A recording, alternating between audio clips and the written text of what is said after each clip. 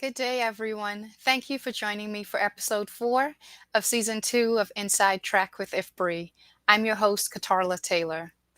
At the heart of fulfilling IFPRI's mission to provide research based policy solutions that sustainably reduce poverty and end hunger and malnutrition are more than 600 employees who work in over 50 countries and play critical roles in responding to the demand for food policy research and in delivering holistic support for country led development. In this series, we introduce you to a few of our colleagues and we ask them to give us the inside track on how they are working, some of the work that they are doing, some challenges that they may be facing, and ultimately what they hope to contribute to a sustainable future. We invite you, our LinkedIn Live audience, to join us by submitting any comments in the questions section, and we will turn to them as soon as we can. Joining me today is Abdallah Cisse, who is a research analyst with IFPRI in our Dakar, Senegal office. Abdallah, thank you for joining me. Thanks for having me, Katala. Sure. So let's start right at the beginning. Can you tell me a bit about yourself, where you're from, and a bit about your academic background? Thank you, Katala. I'm Abdallah Cisse. I'm a research analyst in the Africa division based in Dakar. I was born and raised in Dakar. Dakar is a beautiful city, characterized by a great diversity when it comes to culture. We have a lot of uh, ethnic ethnic groups, uh, and Dakar or Senegal, if I can say, as a whole, is well known as a country of hospitality. Growing up as a young man, I was always passionate about science. I loved maths and physics. I studied science at high school, and I was at Sidina Imamulai High School, where and after passing my baccalaureate, my scientific baccalaureate, I had the choice between electromechanics and statistics. I chose statistics because it was a multidimensional, cross-cutting discipline. We can apply statistics in every possible field, in agriculture, in finance, education, in health, wherever there is data, there is material for a statistician to work with. So I joined the National School of Statistics and Economic Analysis, where I started an engineering degree in statistics, and at the end of that degree, I did an internship at the Senegalese Institute of Agricultural Research. Then I went back to the National School of Statistics and Economic Analysis, and during that second to do an engineering degree in statistics and economics. And during that second degree, I did an internship at the Executive Secretariat of the National Food Security Council. So, thank you for sharing a bit about your background with us. But I do have a question. You noted that with your degree, particularly with the statistics focus, that there are Mhm, so many fields that you could pursue. So, how did mhm. you decide on an organization like IFPRI, or how did you even end up with a focus in food security and agricultural research from with that academic background? Thank you. I think for us African countries, agriculture presents a lot of challenges because we kind of have that same situation, that same observation. For many countries in Africa, we have a lot of our real population who are involved in agriculture, but when it comes uh, to to uh, the percentage that as they are contributing in terms of our GDP, it's still very low. If we take the example of Senegal, we have about 60% of our real population who are involved in agricultural activities, but still can these agriculture still can manage to contribute only at 16 to 17% of our GDP. So the challenge of agriculture uh, made me. The challenge of agriculture in Senegal made me choose that field. Uh, During my first engineering degree, as I mentioned, I have an engineering degree in statistics. In the last year, there was a specialization in agriculture, and as I said, given the context of agriculture in Africa, I did that specialization, and I did a specialization in agriculture, and I learned a lot about uh, value chain analysis, about many things related to the agricultural field, and I was very passionate about one thing in particular, value chain analysis. So I always had this in mind. Uh, I always had that in my mind before going back to the National School of Statistics and Economic Analysis, continuing with a second engineering degrees in degree in statistics and economics. Mhm. I always kind of know that I will end up in the agricultural fields. That's why I did the second internship in the executive secretary of National Food Policy Council. Okay. So when did you join IFPRI? You said you talked about the internships. How soon after that did you join IFPRI? And you Right. touched on, you said that you were always passionate about value chain analysis. So can you Mhm. let us know what that is, and tie that into how some of the work that you're doing at IFPRI, and if that was a factor in you joining IFPRI at all? Okay. First of all, about how did I join FPRI? Just after I graduated from my second engineering degree, just a little bit to highlight the difference between those two engineering degrees. The first one was engineering degree in statistics. It was more about theoretical aspects, had a little bit of technical aspects. It's a little. It was more about technical aspects, has a little bit of theoretical aspects as well, but the second degree was more about theory. It was more about theory and also has some technical aspects as well. So just after graduated from my second engineering degree, I saw that offer from IFPRI, which is an international institution which work involved in the food security field. So I decided to apply to that offer, and here I am a year and few months later. Now about the value chain analysis that I said I was passionate about. First of all, to define value chain, we'll say value chain is a process of analyzing a chain of activities to determine which activity has added value and which activity does not has an added value. And uh, talk about my work in FPRI, we it, it- since I was really passionate about value chain analysis, working uh, with IFPRI was logical for me. And when I joined IFPRI, I worked on a project involving value chain analysis. I worked on two main projects: the GCAN fund surveys, gender sensitive climate resilience agriculture for nutrition project, and also the integrated agricultural group project for in the Great Lakes. And that was the second project which about the value chain analysis. We studied four value chain: cassava, milk, rice, and fish. And it was basically about doing the mapping of those value chain, mapping the flow of product, the cash flows, and studying the relationship existing between actors in the sector, and also estimating the added value for every value chain.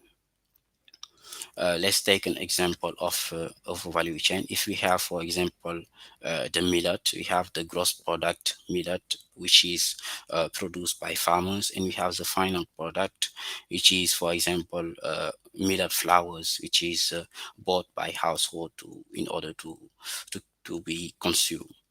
Now, what happened during those two steps? We have two steps. We have the gross product and the final product. What did happen between those two steps? This is what we are trying to figure out when we are talking about value chain analysis. What are the activities that happen in between those two steps, and what are the actors which were involved in between those two steps? This is what we are talking about when we talk about value chain analysis.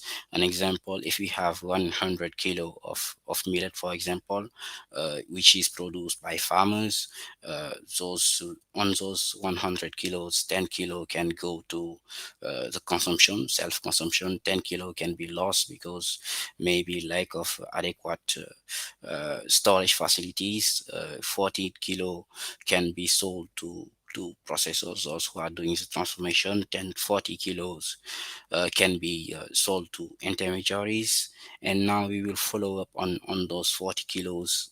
We will follow first on those 40 kilos sold to processors, those who are doing transformation. What did they do is those 40 kilos, and did they directly after transformation, did they directly sell it to the market, or did they store it a little bit late to sell it a little bit later?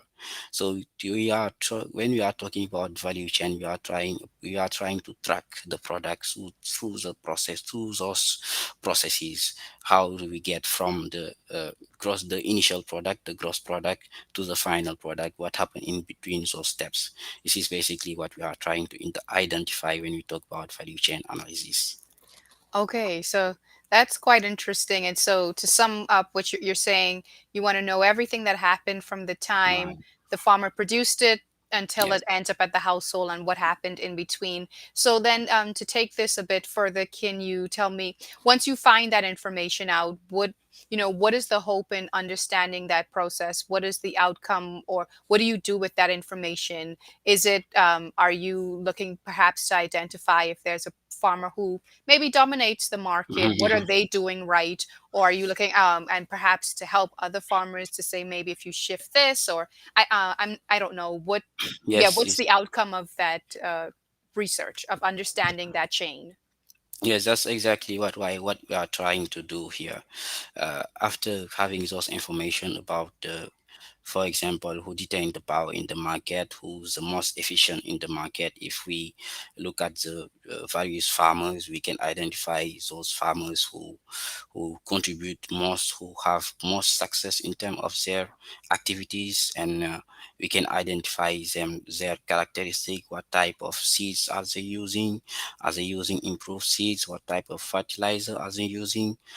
All those kind of settings, all those kind of thing information could be shared with other farmers who couldn't do as well as their fellows. And this information can also be useful to the government, who can set up policies based on that, can for example subsidize seeds, or orient population to consume some or other products. It's really the kind of information that can come out of the value of a value chain analysis is very diverse, and it can be useful to farmers, to produce, to processors, to intermediaries, to the government, and also to the population, because in terms of nutrition, some information can be added about what are the most healthy products to be consumed, and what are the product to avoid if you want to keep a good health. Okay.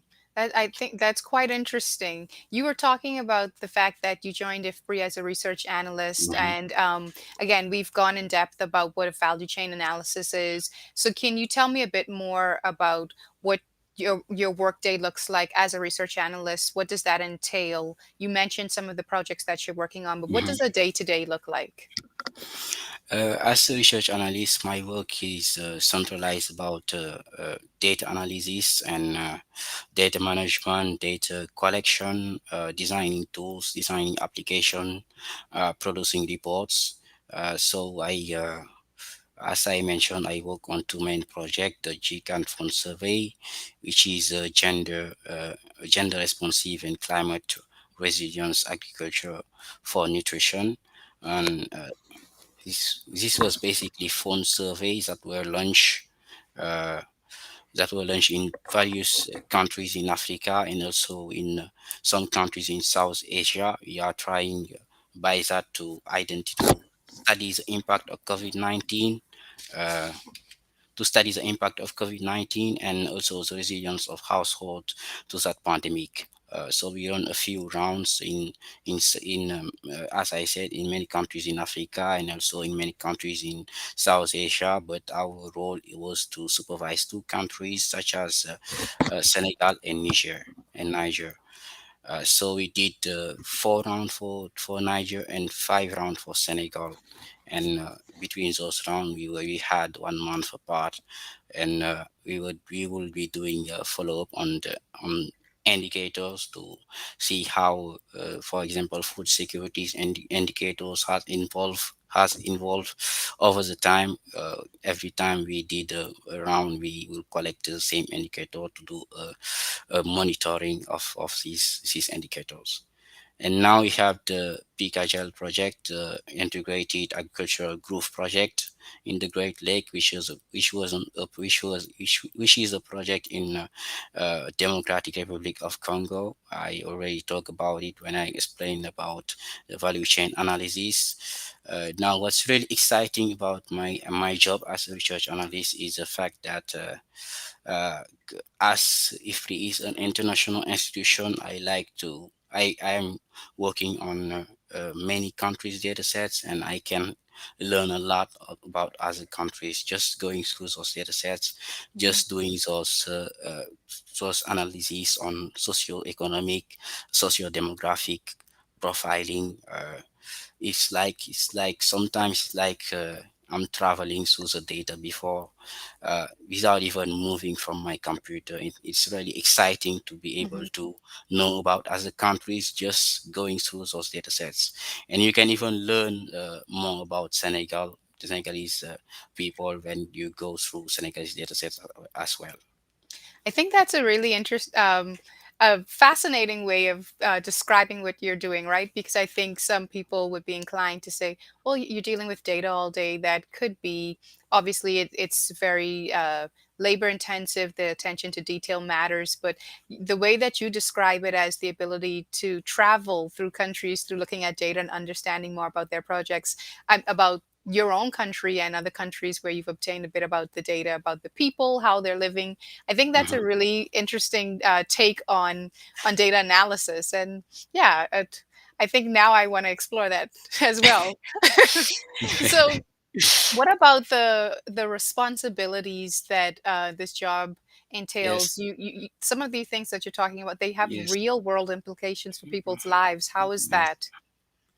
Yes, it's also really motivating to have those responsibilities. As I said, we running those surveys. We usually recruit a survey implementer in another country, and we were in charge of supervising their work. And that kind of responsibility, that kind of charge is really motivating, and it's really really interesting as a young research analyst to be able to do this kind of work, to supervise and to collect the data and then analyze the data and then try to give some useful information which could be used as policies.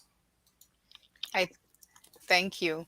So, you were talking about at the beginning how you ended up in this field because of what you know of agricultural challenges Mhm. throughout Africa and in particular in Senegal. So, can you speak to what you see as some of the broader sets of challenges that you're facing in Senegal and also in the region? For the challenges in Senegal and for the region, as I mentioned it earlier, agriculture is very challenging for African countries. And when I said that we have that kind of same situation in many countries, we have a lot of people who are involved in agricultural activities, but still, when we look at the contribution to the GDP, is still very low. And I gave the example of Senegal, when we have 60% of our real population who are involved in agricultural activities, but still we can only manage to contribute to 16 to 17% in our GDP. So these kind of challenges are real and are present in Africa and in Senegal, in Africa as well, and in many other countries, uh, such as South Asian countries, many developing countries, I would say it like that. And so, is there particular, so it sounds like, is it an issue of efficiency Mhm. in the ag sector? Do you see potential there I imagine you do, why you've gone into this field. What are some of the things that you think can be done to address these challenges? I'm really thinking about new technologies, that can be introduced to agriculture. It can improve efficiency and productivity. I think in developed countries there is use of artificial intelligence. Can be drone are used to get images on land, and resolution images can be analyzed, and based on those analyses we can deduce the diseases, the plant with diseases, and we can quickly identify the location of diseased plants, and we can try to exterminate them, exterminate them, for them to not spread to all the land. Kind of things like that can really improve the productivity if we are able to analyze quickly the data and to act quickly, more quickly before a whole land is damaged. We can do something about it when using artificial intelligence. I know also in developed countries they are using machine learning models to forecast the weather, and also there is a use of big data to because more and more we are collecting data. At some point we will have a lot of data sets, and the more data you have, the more accuracy you will get when you are doing some estimation. I think I'm really thinking about those new tools to introduce to agriculture. And nowadays we talk about smart farming. We talk about smart farming because of all those tools, all those new tools that could be introduced and could be useful when it comes to increase productivity or efficiency of of the production. So, what do you think the field is going to look like, or what do you hope it will look like in 15 to 30 years? You were talking about the potential Mhm, for artificial learning, et cetera. So, mhm. yeah, what do you hope changes in the next 15 to 30 years?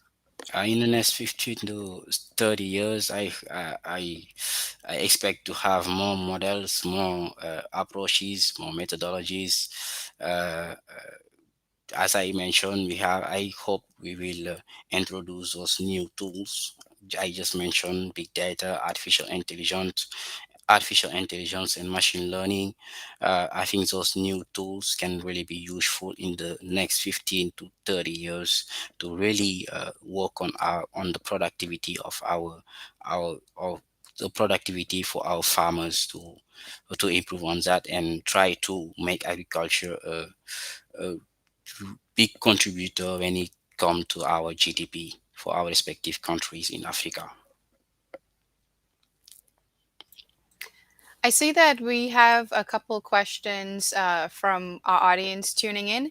And one person is asking if you can share some about how the work you've been doing has contributed to improving livelihoods. I think you were especially mentioning Mhm, this project where you're monitoring over time the impact of mhm. COVID-19 from month to month. So perhaps you can tell us a bit more about how that's in real time improving or seeking to improve the actual lives of individuals. Okay, thank you for this question. Uh, as I mentioned, there was this GCAN phone survey project. We done a lot of we learned a lot of surveys through Africa and some countries in South Asia. What we were trying to study there was to study the impact of COVID-19 and the resilience of household.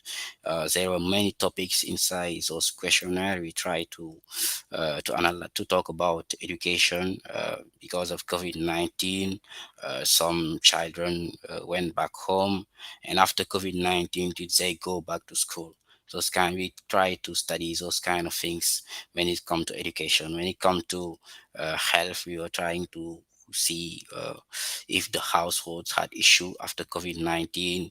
The main person who were bringing the the revenue, was he able to continue what he was doing, those kind of thing. It was more about impact evaluation, and then after the source impact evaluation, policies could follow up from the government. I think for Senegal, for example, there was a lot of foods were distributed in Senegal. For the case of Senegal, there are other countries also who were distributing foods during the COVID-19 period of time.